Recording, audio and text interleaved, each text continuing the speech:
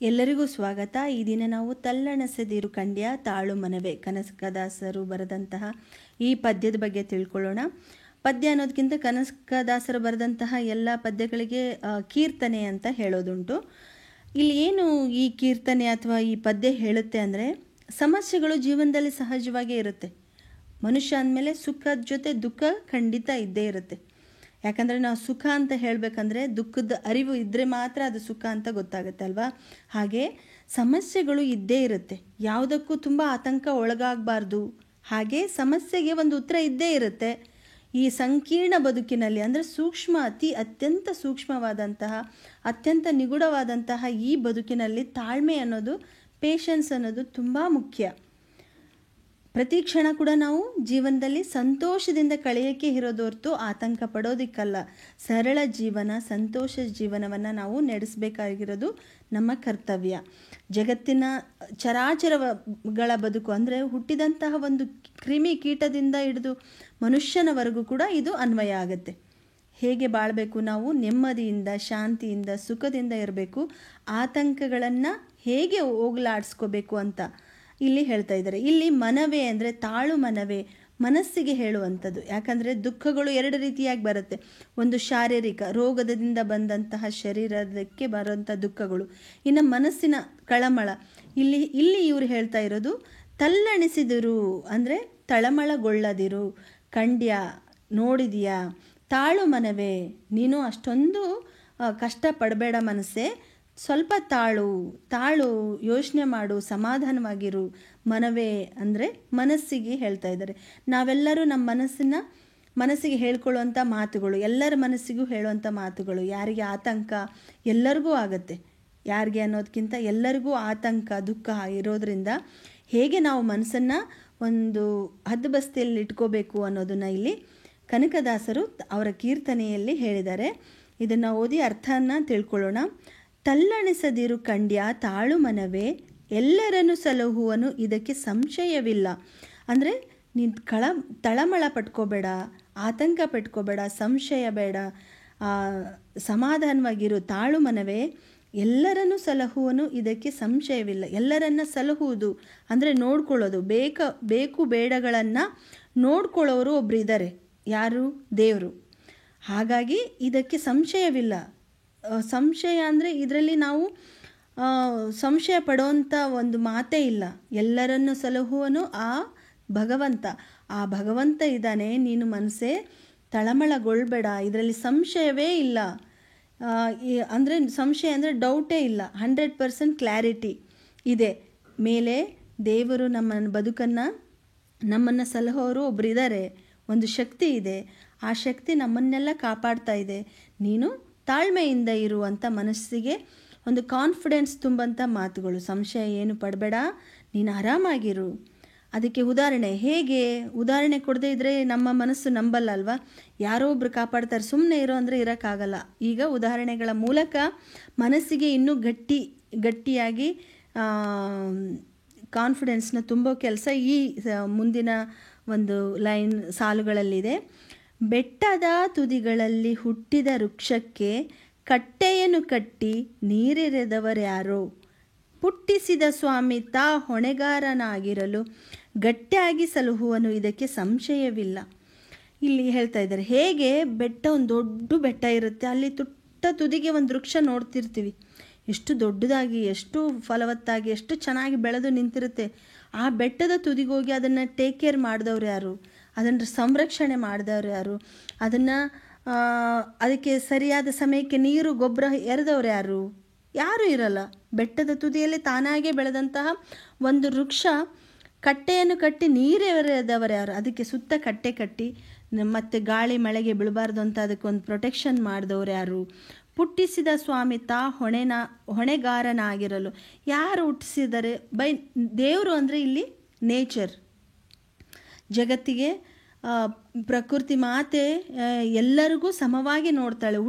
ಹುಟ್ಟಿದ ಮೇಲೆ ಜಗತ್ತಿಗೆ ನಾವು ನೇಚರ್ ನಮ್ಮನ್ನು ಟೇಕ್ ಕೇರ್ ಮಾಡುತ್ತೆ. ಇಲ್ಲಿ ದೇವರು ಅಂದರೆ ನಾವು ನೇಚರ್ ಅಥವಾ ಪರಿಸರವನ್ನು ತಗೋಬೇಕಾಗತ್ತೆ. ಈ ಪರಿಸರ ಆ ವೃಕ್ಷಕ್ಕೆ ಏನು ಬೇಕೋ ಅದನ್ನು ಕೊಡುತ್ತೆ. ಆ ಪುಟ್ಟಿಸಿದ ಸ್ವಾಮಿ ಹೊಣೆಗಾರನಾಗಿರಲು ಗಟ್ಟಿಯಾಗಿ ಸಲಹುವನು, ಇದಕ್ಕೆ ಸಂಶಯವಿಲ್ಲ. ಅಂದರೆ ಗಟ್ಟಿಯಾಗಿ ನಮ್ಮನ್ನು ಮಾಡ್ತಾನೆ, ನಮ್ಮನ್ನು ಸಲಹುತ್ತಾನೆ, ಇದರಲ್ಲಿ ಸಂಶಯವಿಲ್ಲ ಅಂಥೇಳಿ ಒಂದು ಬೆಟ್ಟದ ತುದಿಯಲ್ಲಿರುವಂತಹ ವೃಕ್ಷಕ್ಕೆ ಹೋಲಿಸಿ ಅಲ್ಲಿ ಕಟ್ಟೆ ಕಟ್ಟಿದವರು ಯಾರು, ಅದಕ್ಕೆ ನೀರು ಹಾಕಿದವರು ಯಾರು, ಆ ಹುಟ್ಟಿಸಿದ ಸ್ವಾಮಿ ಆತೇ ಹೊಣೆ. ಅಂದರೆ ನಾವು ಇರುವಂತಹ ವಾತಾವರಣ, ನಮ್ಮ ನೇಚರೇ ಅದಕ್ಕೆ ಸಾಕ್ಷಿ, ಹೊಣೆಗಾರ. ಭಗವಂತನೇ ಹೊಣೆಗಾರ ಆಗ್ತಾನೆ. ನಮ್ಮನ್ನು ಗಟ್ಟಿಯಾಗಿ ಸಲಹುವನು. Strongly we should believe nature will take care of us ಅಂಥೇಳಿ ಗಟ್ಟಿಯಾಗಿ ನಮ್ಮನ್ನು ಸಲಹೆ ಅಂದರೆ ನಮ್ಮನ್ನು ಕಾಪಾಡ್ತಾನೆ, ಇದಕ್ಕೆ ಸಂಶಯವೇ ಇಲ್ಲ ಅಂತ ಹೇಳ್ತಾ ಇದ್ದಾರೆ. ಮುಂದಿನ ಲೈನ್ಗಳಲ್ಲಿ, ಅಡವಿಯೊಳಗಾಡುವ ಮೃಗ ಪಕ್ಷಿಗಳಿಗೆಲ್ಲ ಅಡಿಗಡಿಗೆ ಆಹಾರವಿತ್ತವರು ಯಾರೋ, ಪಡೆದ ಜನನೀಯ ತೆರದಿ ಸ್ವಾಮಿ ಹೊಣೆಗೀಡಾಗಿ ಬಿಡದೇ ರಕ್ಷಿಪನು, ಇದಕ್ಕೆ ಸಂಶಯವಿಲ್ಲ. ಇನ್ನು ಒಂದು ಉದಾಹರಣೆ ನಾವು ನೋಡಿಕೊಂಡ್ರೆ, ಅಡವಿಯಲ್ಲಿ ಮೃಗ ಅಂತಂದರೆ ಪ್ರಾಣಿಗಳು, ಪಕ್ಷಿಗಳು ಅಡಿಗಡಿಗೆ ಅಂದರೆ ಹೊತ್ತಿಗೆ ಅವಕ್ಕೆ ಆಹಾರ ಮಾಡಿ ಕೊಟ್ಟವ್ರು ಯಾರು? ಪಡೆದ ಜನನೀಯ ತೆರದಿ ಅಂದರೆ ಹಡೆದ ತಾಯಿ ಹೇಗೆ ಹೊತ್ತೊತ್ತಿಗೆ ಮಕ್ಕಳಿಗೆ ಊಟ ಕೊಟ್ಟು ಕಾಪಾಡ್ತಾಳೋ ಹಾಗೆ ಮೃಗ ಪಕ್ಷಿಗಳು ಬದುಕ್ತಾ ಇದ್ದಾವೆ, ಜಗತ್ತಲ್ಲಿ ನಡೀತಾ ಇದೆ ಅವ್ರದ್ದು ಜೀವನ ಕೂಡ. ನಾವು ಪ್ರಾಣಿಗಳನ್ನು ಹೋಲಿಸ್ಕೋಬೇಕು. ಮನುಷ್ಯರು ಅಂದ ತಕ್ಷಣ ತುಂಬ ಸೊಫೆಸ್ಟಿಕೇಟೆಡ್ ಆಗಿಬಿಟ್ಟು ನಮ್ಗೆ ಹಿಂಗಿದ್ರೇ ಜೀವನ. ಕೆಲವೊಬ್ಬರು ತುಂಬ ನೊಂದ್ಕೊಂಡ್ಬಿಡ್ತಾರಲ್ವ, ನಮಗೆ ಈ ಥರ ಮನೆ ಇಲ್ಲ ಅಂದರೆ, ಈ ಥರ ಫೆಸಿಲಿಟಿ ಇಲ್ಲ ಅಂದರೆ ನಾವು ಬದುಕೋಕ್ಕಾಗಲ್ಲ ಅಂತ ಖಿನ್ನತೆ, ಮಾನಸಿಕ ಖಿನ್ನತೆಗೆ ಅಂದರೆ ಅವರು ಮನಸ್ಸಿನಿಂದ ಡಿಪ್ರೆಷನ್ ಅಂತ ಹೇಳ್ತಾರಲ್ವ, ಆ ರೀತಿ ಮನಸ್ಸಿನ ಖಿನ್ನತೆಗೆ ಹೋಗಿ ಬದುಕೋಕ್ಕಾಗಲ್ಲ ಅಂತ ಅಂದ್ಕೊಳ್ತಾರೆ. ಅಂಥವರಿಗೆ ಎಲ್ಲ ಅಂದರೆ ನಾವು ಬದುಕೋಕ್ಕೆ ನೇಚರ್ ಏನಿರುತ್ತೆ, ಗಾಳಿ ಬೆಳಕು ನೀರು ಊಟ ಇಷ್ಟು ಬಿಟ್ಟರೆ ನಮಗೇನೂ ಬೇಕಾಗಿಲ್ಲ. ಒಂದು ಹೊತ್ತಿನ ಊಟ ಮಾಡಿಕೊಂಡು ಬದುಕೋಕ್ಕೆ ಅಷ್ಟೇ ಸಾಕು. ಹೇಗೆ ಕಾಡಿನಲ್ಲಿ ಮೃಗ ಪಕ್ಷಿಗಳಿಗೆ ಯಾರು ತಾನೇ ಕಾಪಾಡ್ತಾರೆ, ಅವ್ರ ಜೀವನ ನಡೆಸ್ತಾ ಇದ್ದಾವಲ್ಲ ಎಲ್ಲ ಪ್ರಾಣಿಗಳು, ಹಾಗೆ ಮನುಷ್ಯ ಕೂಡ ತನ್ನ ಜೀವನವನ್ನು ನಡೆಸೋದಕ್ಕೆ ತುಂಬ ಕಷ್ಟಪಡೋ ಅಗತ್ಯನೇ ಇಲ್ಲ. ಸುಖವಾಗಿ ನೆಮ್ಮದಿಯಾಗಿ ಇರಬೇಕು ಅನ್ನೋದಕ್ಕೆ ಈ ಉದಾಹರಣೆಗಳನ್ನು ಕೊಟ್ಟು ಹೇಳ್ತಾ ಇದ್ದಾರೆ. ಯಾಕಂದರೆ ನಾವು ಬದುಕಬೇಕಂದ್ರೆ ಏನೆಲ್ಲ ಬೇಕು ಅಂತ ಅಂದ್ಕೊಂಡಿದ್ದೀವೋ ಅದೆಲ್ಲ ಅಲ್ಲ. ನಾವು ಬೇಕಾಗಿರೋದು ಗಾಳಿ ಬೆಳಕು ನೀರು, 2 ಹೊತ್ತಿನ ಆಹಾರ, ನಮ್ಮ ಬೇಸಿಕ್ ಥಿಂಗ್ಸ್. ಅದು ಬಿಟ್ಟು ನಾವು ಮನುಷ್ಯ ಒಬ್ಬ ಬದುಕಬೇಕು ಅಂದರೆ ಸುಮಾರಷ್ಟು ಬೇರೆ ಬೇರೆ ಯೋಚನೆಗಳನ್ನು ಹಾಕ್ಕೊಂಡು ನಮ್ಮನ್ನು ನಾವೇ ತುಂಬ ಟೆನ್ಷನ್ನಲ್ಲಿ ಬದುಕ್ತಾ ಇದ್ದೀವಿ ಇವಾಗ. ಹಾಗೆ ಮೃಗ ಪಕ್ಷಿಗಳನ್ನು ನೋಡಿಕೊಂಡು ಜೀವನ ಕೂಡ ಅಷ್ಟೇ ಸರಳವಾಗಿರುತ್ತೆ. ಎಲ್ಲದಕ್ಕೂ ನೇಚರ್ ಪರಿಸರ ನಮಗೆ ಅನುಕೂಲ ಮಾಡಿಕೊಡುತ್ತೆ ಅಂತ ಇಲ್ಲಿ ಪಕ್ಷಿಗಳಿಗೆ ಹೋಲಿಸಿ, ಜನನೀಯ ತೆರದಿ ಸ್ವಾಮಿ ಹೊಣೆಗೀಡಾಗಿ, ಸ್ವಾಮಿ ನಡೆಸ್ತಾನೆ, ಬಿಡದೇ ರಕ್ಷಿಪನು, ಇದಕ್ಕೆ ಸಂಶಯವಿಲ್ಲ. ಬಿಡಲ್ಲ ದೇವರು. ನಾವೆಲ್ಲ ಹುಟ್ಟಿದಂಥವರು ಬದುಕಕ್ಕೆ ಏನು ಬೇಕು ಅದು ನೇಚರ್ ಕೊಟ್ಟೇ ಕೊಡುತ್ತೆ. ನಾವು ಸಮಾಧಾನವಾಗಿ ತಾಳ್ಮೆಯಿಂದ ಇರಬೇಕು ಅಂತ ಇಲ್ಲಿ ಹೇಳ್ತಾ ಇದ್ದಾರೆ. ಮುಂದಿನ ಸಾಲುಗಳಲ್ಲಿ, ನವಿಲಿಗೆ ಚಿತ್ರ ಬರೆದವರು ಯಾರು, ಪವಳದ ಲತೆಗೆ ಕೆಂಪಿಟ್ಟವರು ಯಾರು, ಸವಿ ಮಾತಿನ ಅರಗಿಳಿಗೆ ಹಸರ ಬರೆದವರು ಯಾರು, ಅವನೇ ಸಲಹುವನು, ಇದಕ್ಕೆ ಸಂಶಯವಿಲ್ಲ. ಇನ್ನೊಂದು ಉದಾಹರಣೆ ಕೊಡ್ತಾ ಇದ್ದಾರೆ ಇಲ್ಲಿ, ತುಂಬ ಸುಂದರವಾಗಿದೆ ಈ ಉದಾಹರಣೆ.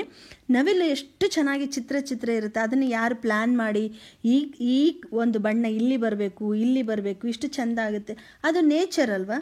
ನೇಚರ್ ಒಂದು ಭಗವಂತ ಒಂದು ಕ್ರಿಯೇಟ್ ಮಾಡಿರುವಂಥ ಕ್ರಿಯೇಚರ್. ನಾವು ಆ ಥರ ಮಾಡೋಕ್ಕೆ ಸಾಧ್ಯನೇ ಇಲ್ಲ ಅಲ್ವಾ. ನೇಚರ್ ಏನು ಮಾಡಿದೆ, ನಮಗೇನು ಕೊಟ್ಟಿದೆ, ಅದನ್ನೇ ಯಾವ ಒಬ್ಬ ಮನುಷ್ಯ ಕೂಡ ರೀಕ್ರಿಯೇಟ್ ಮಾಡೋಕ್ಕಾಗಲ್ಲ. ಹಾಗಿದ್ಮೇಲೆ ಯಾಕೆ ಟೆನ್ಷನ್ನು, ಯಾಕೆ ಭಯ, ಯಾಕೆ ಆತಂಕ, ಯಾಕೆ ನೋವು ನಿರಾಸೆ ಅಂತ ಇಲ್ಲಿ ಹೇಳ್ತಾ ಇದ್ದಾರೆ. ಹೇಗೆ ನವಿಲಿಗೆ ಚಿತ್ರ ಬರೆದವರು ಯಾರು, ಅದು ನೇಚರ್ ಆಗಿ ಬಂದಿರುತ್ತೆ, ನೈಸರ್ಗಿಕವಾಗಿ ಬಂದಂತಹ ಬಣ್ಣ ಸುಂದರವಾಗಿರುತ್ತೆ. ಬರೆದವನು ಭಗವಂತ ಅಂದರೆ ಒಂದು ಶಕ್ತಿ. ಪವಳದ ಲತೆಗೆ ಕೆಂಪಿಟ್ಟವರು ಯಾರು, ಪವಳ ಅಂದರೆ ಇಲ್ಲಿ ಹವಳದ ಲತೆಗೆ ಅದು ಕೆಂಪಗೆ ಇರುತ್ತೆ, ಆ ಕಲರು, ಆ ಬಣ್ಣವನ್ನು ಇಟ್ಟವರು ಯಾರು. ಸವಿ ಮಾತಿನ ಅರಗಿಳಿ ಅಂದರೆ ಮುದ್ದು ಗಿಳಿಗೆ, ಅರಸನ ಗಿಳಿ ಅರಗಿಳಿ ಅಂದರೆ ಸವಿ ಮಾತಿನ ಅರಗಿಳಿಗೆ ಹಸಿರು ಎಷ್ಟು ಚೆನ್ನಾಗಿರುತ್ತೆ ಗಿಳಿಗೆ. ಆ ದಟ್ಟವಾದ ಹಸಿರು, ಆ ಚಂದವಾದ ಹಸಿರನ್ನು ಯಾರಿಟ್ಟವರು, ಅವನೇ ಸಲಹುವನು, ಇದಕ್ಕೆ ಸಂಶಯವಿಲ್ಲ. ಅಂದರೆ ಈ ನೇಚರ್ ಹೇಗೆ ಹುಟ್ಟಿತು ಅನ್ನೋದು ಗೊತ್ತಿಲ್ಲ. ವಿಧ ಬಣ್ಣಗಳಿಂದ ಇಷ್ಟು ಕಲರ್ಫುಲ್ ಆಗಿದೆ, ಜೀವನ ನಡೆಸ್ತಾ ಇದೆ ಪ್ರಾಣಿ ಪಕ್ಷಿಗಳು. ಆದರೆ ಮನುಷ್ಯ ಮಾತ್ರ ತಾನು ವಿಚಿತ್ರವಾಗಿ ತಾನೇ ಎಲ್ಲದಕ್ಕೂ ಕಾರಣ, ಸಮಸ್ಯೆಗಳನ್ನು ಬಗೆಹರಿಸೋದು ತಾನೇ ಅಂದ್ಕೊಂಡು ತನ್ನನ್ನು ತಾನೇ ಹಿಂಸೆ ಮಾಡ್ಕೊಳ್ತಾನೆ, ತನ್ನನ್ನು ತಾನೇ ದುಃಖಕ್ಕೆ ಈಡು ಮಾಡ್ಕೊಳ್ತಾನೆ. ಹಾಗೆ ಮಾಡ್ಕೋಬಾರ್ದು ಅಂತ ಹೇಳಿ, ನಾವು ಮಾಡೋಂಥದ್ದು ಗ್ರೇಟ್ ಥಿಂಗ್ ಅಥವಾ ನಾವು ಮಾಡೋಂಥದ್ದು ಅತ್ಯದ್ಭುತವಾದಂಥದ್ದು ಯಾವುದೂ ಇಲ್ಲ. ಆಲ್ರೆಡಿ ನೇಚರ್ ಏನು ಕೊಟ್ಟಿದೆ ನಮಗೆ, ಅದು ತುಂಬ ಅದ್ಭುತವಾದಂಥ ನೇಚರ್ ಇದೆ. ಅದನ್ನು ನಾವು ಕಾಪಾಡ್ಕೋಬೇಕೇ ಹೊರತು ನಾವು ಮತ್ತೆ ಅದನ್ನು ಸೃಷ್ಟಿ ಮಾಡೋಕ್ಕೆ ಸಾಧ್ಯ ಆಗೋದಿಲ್ಲ. ಸೃಷ್ಟಿಕರ್ತ ಭಗವಂತನೇ ಎಲ್ಲದಕ್ಕೂ ಕಾರಣ. ಹಾಗೆ ನಮ್ಮ ದುಃಖಗಳನ್ನೋದು ನಿವಾರಣೆ ಆಗೇ ಆಗುತ್ತೆ. ಅವನು ಸಲುಹೋನು, ನಾವಲ್ಲ. ಯಾಕಂದರೆ ನೇಚರ್ ಎದುರು ಬಿದ್ದರೆ ನಾವು ಬದುಕೋಕ್ಕಾಗಲ್ಲ. ನಾವು ನಮ್ಮ ಪರಿಸರ, ನಮ್ಮ ನೇಚರಿಗೆ ಬದ್ಧವಾಗಿ ಆ ನಂಬಿಕೆ ಇಟ್ಕೊಂಡು ಬದುಕನ್ನು ನಡೆಸಬೇಕು. ಇಲ್ಲಿ ನವಿಲು ಮತ್ತು ಹವಳದ ಮತ್ತು ಗಿಣಿಯ ಹಸರನ್ನು, ಹವಳದ ಕೆಂಪನ್ನು, ನವಿಲಿನ ಚಿತ್ರವನ್ನು ಬರೆದವರು ಯಾರು? ಆ ಭಗವಂತ ತಾನೆ. ಹಾಗಿದ್ಮೇಲೆ ಅವನು ನಮ್ಮನ್ನು ಸಲಹುತ್ತಾನೆ, ನಾವು ಸಂಶಯ ಇಟ್ಕೋಬಾರ್ದು ಅಂತ ಇಲ್ಲಿ ಹೇಳ್ತಾ ಇದ್ದಾರೆ. ಕಲ್ಲಿನಲ್ಲಿ ಪುಟ್ಟಿ ಕೂಗುವ ಕಪ್ಪೆಗಳಿಗೆಲ್ಲ ಅಲ್ಲಲ್ಲಿಗೆ ಆಹಾರ ತಂದೀವರ್ಯಾರು, ಬಲ್ಲಿದನು ಕಾಗಿ ನೆಲೆ ಆದಿಕೇಶವರಾಯ, ಎಲ್ಲರನ್ನೂ ಸಲಹುವನು, ಇದಕ್ಕೆ ಸಂಶಯವಿಲ್ಲ. ನೋಡಿ ಎಷ್ಟು ಕಾನ್ಫಿಡೆನ್ಸ್ ತುಂಬಬೇಕು ಅಂತ ಹೇಗೆ ಹೇಳ್ತಾ ಇದ್ದಾರೆ ಕನಕದಾಸರು. ಕಲ್ಲಿನಲ್ಲಿ ಹುಟ್ಟಿ, ಅಲ್ಲಿ ಇಲ್ಲಿ ಸಂದುಗಳಲ್ಲಿ ಕೊಪ್ಪೆ ಧ್ವನಿ ಕೇಳಿಸ್ತಾ ಇರುತ್ತೆ, ಚಿಕ್ಕ ಚಿಕ್ಕ ಮರಿಗಳಿರುತ್ತೆ. ಅದು ಆಹಾರ ಪಾಡೇನು, ಅದರದ್ದು ಮುಂದಿನ ಜೀವನದ ವ್ಯವಸ್ಥೆ ಏನು ಅದಕ್ಕೇನು ಗೊತ್ತಿರಲ್ಲ. ಬದುಕುತ್ತೆ, ನಿಸರ್ಗದ ಜೊತೆ ಇರುತ್ತೆ, ಜೀವನ ನಡೆಸುತ್ತೆ. ಹಾಗೆ ಅದಕ್ಕೆ ಊಟ ಹೇಗೆ ಏನು ಅನ್ನೋ ಒಂದು ಪ್ಲ್ಯಾನ್ ಇಲ್ಲದೆ ಅದರದ್ದು ಜೀವನ ನಡೆದೋಗುತ್ತೆ. ಅಲ್ಲಲ್ಲಿಗೆ ಆಹಾರ ತಂದೀವರ್ಯಾರು ಅಂದರೆ ಅದಕ್ಕೆ ಅಲ್ಲಲ್ಲಿಗೆ ಎಲ್ಲೆಲ್ಲಿ ಕಪ್ಪೆಗಳಿರುತ್ತೋ ಅಲ್ಲಲ್ಲಿಗೆ ಆಹಾರ ತಗೊಂಡೋಗಿ ಕೊಡೋರು ಯಾರು? ಬಲ್ಲಿದನು ಕಾಗಿನೆಲೆ ಆದಿಕೇಶವರಾಯ. ಕಾಗಿನೆಲೆ ಆದಿಕೇಶವರಾಯ ಇವರ ಅಂಕಿತನಾಮ. ಎಲ್ಲರನ್ನೂ ಸಲಹುವನು, ಇದಕ್ಕೆ ಸಂಶಯವಿಲ್ಲ. ಹೇಗೆ ಕಪ್ಪೆಗಳಿಗೆ ಆಹಾರ ಕೊಡ್ತಾರೋ, ಹೇಗೆ ನೇಚರಲ್ಲಿ ನಮ್ಮ ಸುತ್ತಮುತ್ತ ಇರೋವನ್ನ ನೋಡಿ ನಾವು ಸಮಾಧಾನವಾಗಿರಬೇಕು.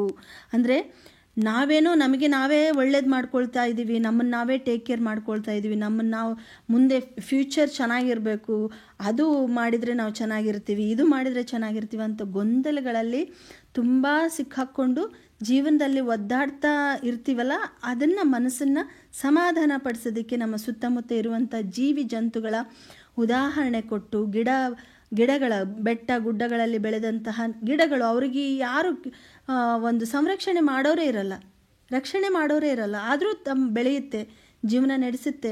ಹಾಗೆ ನಾವು ಹುಟ್ಟಿದ ಮೇಲೆ ನಮ್ಮ ಜೀವನ ನಡೆಯುತ್ತೆ. ತುಂಬ ತಲ್ಲಣ ಮಾಡ್ಕೊಳ್ಳೋ ಅವಶ್ಯಕತೆಯೇ ಇಲ್ಲ. ನಮಗೆ ಬಂದಂತಹ ಕರ್ತವ್ಯವನ್ನು ನಾವು ಮಾಡುವ ಒಂದು ಕೆಲಸವು ಶ್ರದ್ಧೆಯಿಂದ ಮಾಡಿದರೆ ಸಾಕು. ಇನ್ನೊಬ್ಬರಿಗೆ ಹಾನಿ ಮಾಡದೆ, ಮೊದಲಿಗೆ ನಿಸರ್ಗಕ್ಕೆ, ನೇಚರ್ಗೆ ನಾವು ಅಪಾಯ ಮಾಡದೆ ನೇಚರ್ ಜೊತೆ ಬದುಕಿ ಬಾಳಬೇಕು ಅನ್ನೋದು ಇಲ್ಲಿ ಸ್ಪಷ್ಟವಾಗಿ ಹೇಳಿದ್ದಾರೆ. ಹಾಗಾಗಿ ಕಲ್ಲಿನಲ್ಲಿ ಹುಟ್ಟಿ ಕೂಗುವ ಕಪ್ಪೆಗಳಿಗೆ ಅಲ್ಲಲ್ಲಿಗೆ ಆಹಾರ ತಂದೀವರ್ಯಾರು. ಯಾರ್ಯಾರು ಕಪ್ಪೆಗಳು ಎಲ್ಲೆಲ್ಲಿರುತ್ತೋ ಅಲ್ಲಲ್ಲಿಗೆ ಆಹಾರ ಯಾರು ತಗೊಂಬಂದಿದ್ದಾರೆ? ಬಲ್ಲಿದನು ಅಂದರೆ ಕಾಗಿನಲೆ ಆದಿಕೇಶರಾಯ ಇದನ್ನೆಲ್ಲ ಮಾಡ್ತಾನೆ, ಎಲ್ಲರನ್ನೂ ಸಲುತ್ತಾನೆ, ಇದಕ್ಕೆ ಸಂಶಯವಿಲ್ಲ ಅಂತ ಇಲ್ಲಿ ಹೇಳ್ತಾ ಇದ್ದಾರೆ. ಒಟ್ಟಾರೆ ಈ 4 ವಚನಗಳ ಅಥವಾ ಕೀರ್ತನೆಗಳ ಪದ್ಯಗಳ ಅರ್ಥ ಏನು ಅಂದರೆ, ಈಗಿನ ವರ್ತಮಾನಕ್ಕೆ ನಾವು ಹೋಲಿಸ್ಕೊಂಡ್ರೆ ತುಂಬಾ ಬೇಕಾಗಿದೆ. ಈ ಅರ್ಥವನ್ನು ನಾವು ತಿಳ್ಕೊಂಡು ನಮ್ಮ ಜೀವನದಲ್ಲಿ ಅಳವಡಿಸ್ಕೊಳ್ಳೋದು ತುಂಬ ಮುಖ್ಯವಾಗಿದೆ. ಯಾಕಂದರೆ ನಾವು ನೋಡ್ತಾ ಇದ್ದೀವಿ, ನ್ಯೂಸಲ್ಲಿ ನೋಡ್ತೀವಿ, ಕೇಳ್ತೀವಿ, ಎಲ್ಲ ಇರುತ್ತೆ ಅವ್ರ ಹತ್ರ. ಆದರೂ ಅವರು ಡಿಪ್ರೆಷನ್ನಿಗೆ ಹೋಗ್ತಾರೆ, ತಮ್ಮನ್ನು ತಾವು ಅಂತ್ಯ ಮಾಡ್ಕೊಳ್ಳೋ ಒಂದೊಂದು ಕೆಲಸಗಳಿರ್ಬೋದು, ಅಥವಾ ನಿರಾಸೆಯಿಂದ ಇರ್ಬೋದು, ಅಥವಾ ಇನ್ನೊಬ್ಬರ ಬಗ್ಗೆ ಸಿಟ್ಟು ಕೋಪದಲ್ಲೇ ಇರ್ತಾರೆ. ಅದೆಲ್ಲ ಅವಶ್ಯಕತೆ ಇಲ್ಲ. ಹುಟ್ಟಿದ ಮೇಲೆ ಎಲ್ಲ ಜೀವ ಜಂತುಗಳಿಗಿರೋಂಥ ಬದುಕೆ ನಮಗೂ ಕೂಡ ಇರುತ್ತೆ. ನಾವು ಬದುಕೋಕ್ಕಾಗಲ್ಲ, ನಮಗೆ ಕಷ್ಟ ಆಗುತ್ತೆ ಅಂದ್ಕೊಳ್ಳೋದು ಎಲ್ಲ ತುಂಬ ತಪ್ಪು. ಯಾಕಂದರೆ ಬದುಕಕ್ಕೆ ನಮಗೇನೂ ಬೇಕಾಗಿಲ್ಲ. ಎಲ್ಲನೂ ದೇವ್ರ ಮೇಲೆ ಭಾರ ಹಾಕಿ, ಅಂದರೆ ನೇಚರ್ ಮೇಲೆ ಹಾಕಿ ನಮ್ಮ ಕೆಲಸವನ್ನು ನಾವು ಶ್ರದ್ಧೆಯಿಂದ ಮಾಡಿದಾಗ ಮಾತ್ರ ನಾವು ನೆಮ್ಮದಿಯ ಜೀವನವನ್ನು ನಡೆಸೋಕ್ಕೆ ಸಾಧ್ಯ ಆಗುತ್ತೆ ಅಂತ ಇಲ್ಲಿ ಹೇಳಿದ್ದಾರೆ. ಈಗ ಕನಕದಾಸ ಅವರ ಬಗ್ಗೆ ತಿಳ್ಕೊಳ್ಳೋಣ. ಇವರ ಕಾಲ 1509ರಿಂದ 1607. ಕನಕದಾಸರು ಪ್ರಮುಖ ಕೀರ್ತನಾಕಾರರಲ್ಲಿ ಒಬ್ಬರು. ಹಾಗಾಗಿ ಕನಕದಾಸರು ಏನೇ ಬರೆದಿರ್ತಾರೆ ಅದೆಲ್ಲ ಕೀರ್ತನೆ ಅಂತ ಹೇಳ್ತೀವಿ. ಪುರಂದರದಾಸರ ಸಮಕಾಲೀನರು. ಹಾವೇರಿ ಜಿಲ್ಲೆಯ ಬಾಡ ಇವರ ಜನ್ಮಸ್ಥಳ. ಇವರ ಜನ್ಮಸ್ಥಳ ಯಾವುದು? ಬಾಡ. ತಂದೆ ಬೀರಪ್ಪ, ತಾಯಿ ಬಚ್ಚಮ್ಮ. ತಿಮ್ಮಪ್ಪ ನಾಯಕನಾಗಿದ್ದ ಇವರು ಮುಂಚೆ ಹೆಸರು ಏನು ಗೊತ್ತಾ? ತಿಮ್ಮಪ್ಪ ನಾಯಕ. ಇವರು ಕನಕದಾಸರಾದದ್ದು ಒಂದು ಐತಿಹ್ಯ. ಬುಕ್ಸ್ ಎಲ್ಲ ಸಿಗುತ್ತೆ. ಇವರು ಹೇಗೆ ಜೀವನದಲ್ಲಿ ಒಂದು ಚೇಂಜಸ್ ಆಯಿತು, ತಿಮ್ಮಪ್ಪ ಹೋಗಿ ಕನಕದಾಸ ಹೇಗಾದರು ಅನ್ನೋದು ಒಂದು ಕಥೆನೇ ಇದೆ. ಕಾಗಿನೆಲೆಯ ಆದಿಕೇಶವ ಇವರ ಆರಾಧ್ಯ ದೈವ. ವಿಜಯನಗರದ ಪಾಳೆಯರಾಗಿದೆ. ವಿಜಯನಗರದ ರಾಜನ ಕಾಲದಲ್ಲಿ ಇವರು ಪಾಳೆಯಗಾರನಾಗಿರ್ತಾರೆ. ಯುದ್ಧದಲ್ಲಿ ಹಿಂಸೆಯನ್ನು ಕಂಡು ಯುದ್ಧ ನಡಿಬೇಕಾದ್ರೆ ಕತ್ತಿ ಹಿಡ್ಕೊಂಡು ಯುದ್ಧ ಮಾಡಿದಂಥ ವೀರ ಇವರು. ಬಟ್ ಯುದ್ಧದಲ್ಲಿ ತಮ್ಮ ಬಂಧು ಬಳಗಳನ್ನು ಕಳ್ಕೊಂಡ್ಮೇಲೆ ಅವರಿಗೆ ಆದಂಥ ನೋವು, ಹಿಂಸೆಯನ್ನು ನೋಡಿ ವೈರಾಗ್ಯ ಬರುತ್ತೆ ಅವರಿಗೆ. ಅಧಿಕಾರವನ್ನೆಲ್ಲ ಬಿಡ್ತಾರೆ, ತಮ್ಮ ಹತ್ರ ಇರೋ ಬಂಗಾರವನ್ನೆಲ್ಲ ಕೊಡ್ತಾರೆ. ಅದಕ್ಕೆ ಕನಕ ಅಂದರೆ ಬಂಗಾರ. ಕನಕದಾಸ ಎಲ್ಲರಿಗೆ ಕೀರ್ತನೆ, ಉಘಾಭೋಗ, ಸುಳಾದಿಗಳನ್ನು ರಚಿಸಿದ್ದಾರೆ. ಇವರು ರಚಿಸಿದಂಥವು ಯಾವ ಕೀರ್ತನೆಗಳನ್ನು, ಉಘಾಭೋಗ, ಸುಳಾದಿಗಳನ್ನು ರಚನೆ ಮಾಡಿದ್ದಾರೆ. ಮೋಹನ ತರಂಗಿಣಿ, ಹರಿಭಕ್ತ ಸಾರ, ನಳಚರಿತೆ, ರಾಮಧ್ಯಾನ ಚರಿತೆ ಎಂಬ ಕಾವ್ಯಗಳನ್ನು ರಚನೆ ಮಾಡಿದ್ದಾರೆ. ಕಾಗಿನೆಲೆ ಆದಿಕೇಶವ ಇವರ ಅಂಕಿತನಾಮ. ಇವರ ಅಂಕಿತನಾಮ ಕಾಗಿನೆಲೆ ಆದಿಕೇಶವರಾಯ. ಲೋಕದ ಜಂಜಡಗಳಿಗೆ ಮನುಷ್ಯ ತಲ್ಲಣಿಸಬಾರದು. ಎಲ್ಲ ಜೀವಿಗಳನ್ನು ದೈವಶಕ್ತಿಯು ತಾಯಿಯ ರೀತಿಯಲ್ಲಿ ರಕ್ಷಿಸುತ್ತದೆ ಎಂಬುದನ್ನು ಹಲವು ಉದಾಹರಣೆಗಳ ಮೂಲಕ ಕೀರ್ತನೆಯಲ್ಲಿ ಪ್ರಸ್ತುತಪಡಿಸುತ್ತದೆ. ಈ ರೀತಿಯಾಗಿ ಹೇಳಿದ್ದಾರೆ ಏನೇನು ಆಗತ್ತೆ ಅಂತ. ಇಲ್ಲಿ ವೃಕ್ಷ ಎಲ್ಲಿ ಹುಟ್ಟಿಹುದು ಒಂದು ವಾಕ್ಯದಲ್ಲಿ. ಬೆಟ್ಟದ ಮೇಲೆ. ಮೃಗಪಕ್ಷಿಗಳು ಎಲ್ಲಿ ಆಡುತ್ತಿದ್ದವು? ಮೃಗಪಕ್ಷಿಗಳು ಎಲ್ಲಿ? ಕಾಡಿನಲ್ಲಿ ಅಲ್ವಾ? ಕಾಡಿನಲ್ಲಿ, ಅಡವಿಯೊಳಗೆ ಮೃಗ ಪಕ್ಷಿಗಳು ಆಡ್ತಾ ಇರ್ತವೆ. ಯಾವ ತೆರದಿ ಸ್ವಾಮಿ ನಮ್ಮನ್ನು ಬಿಡದೆ ರಕ್ಷಿಸುವನು ಹೇಗೆ ಅಂದರೆ, ಪಡೆದ ಜನನಿಯ ಥರದ, ಹೆತ್ತ ತಾಯಿಯ ರೀತಿ ಬಿಡದೆ ನಮ್ಮನ್ನು ರಕ್ಷಣೆಯನ್ನು ಮಾಡ್ತಾನೆ. ಈ ರೀತಿ ಕಪ್ಪೆಗಳು ಎಲ್ಲಿ ಹುಟ್ಟಿ ಕೂಗುತ್ತವೆ? ಅರಗಿಡಿ ಯಾವ ಬಣ್ಣವನ್ನು ಬರೆಯಲಾಗಿದೆ? ಹಸಿರು ಬಣ್ಣ. ಕಪ್ಪೆಗಳು ಎಲ್ಲಿ ಹುಟ್ಟುತ್ತೆ? ಕಪ್ಪೆ ಕಲ್ಲಿನಲ್ಲಿ ಹುಟ್ಟಿ. ಕಪ್ಪೆಗಳು ಕಲ್ಲಿನಲ್ಲಿ ಹುಟ್ಟಿ. ಗಿಳಿ ಯಾವುದಿರುತ್ತೆ? ಹಸಿರು ಬಣ್ಣದ್ದು. ಈ ರೀತಿ ನಾವು ವೃಕ್ಷವನ್ನು ಆದಿಕೇಶವ ಹೇಗೆ ಸಲಹುತ್ತಾನೆ ಅಂದರೆ, ನೀರು ಕೊಟ್ಟು ಕಟ್ಟಿ ರಕ್ಷಣೆ ಮಾಡ್ತಾನೆ. ಮೃಗ ಪಕ್ಷಿಗಳನ್ನು ಸ್ವಾಮಿ ಹೇಗೆ ರಕ್ಷಿಸುತ್ತಾನೆ? ಮೃಗ ಪಕ್ಷಿಗಳಿಗೆ ಹೇಗೆ ರಕ್ಷಿಸ್ತಾನೆ ಸ್ವಾಮಿ ಅಡವಿಯಲ್ಲಿರುವ ಅಂತಂದರೆ, ಅಡಿಗಡಿಗೆ ಆಹಾರವನ್ನು ಇಟ್ಟು ಪಡೆದ ಜನನಿ ತಾಯಿಯ ರೀತಿ ರಕ್ಷಣೆಯನ್ನು ಮಾಡ್ತಾನೆ. ಎಲ್ಲರನ್ನು ಈ ಪದ್ಯದ ಸಾರಾಂಶವನ್ನು ಇಲ್ಲಿ 5-6 ವಾಕ್ಯಗಳಲ್ಲಿ ಎಲ್ಲವನ್ನು ರಕ್ಷಿಸುವನು ದೇವನು ನಮ್ಮನ್ನು ರಕ್ಷಿಸುತ್ತಾನೆ ಎಂಬುದನ್ನು ದಾಸರು ಹೇಗೆ ಹೇಳಿದ್ದಾರೆ ಅಂದರೆ, ನೀವು ಮೃಗ ಪಕ್ಷಿಗಳು ಹೇಗೆ ಕಾಡಿನಲ್ಲಿ ಆಹಾರ, ಹಡೆದ ತಾಯಿ ಹೇಗೆ ಆಹಾರ ಕೊಡ್ತಾಳೋ ಹಾಗೆ ಕೊಟ್ಟು ಕಾಪಾಡ್ತಾನೆ.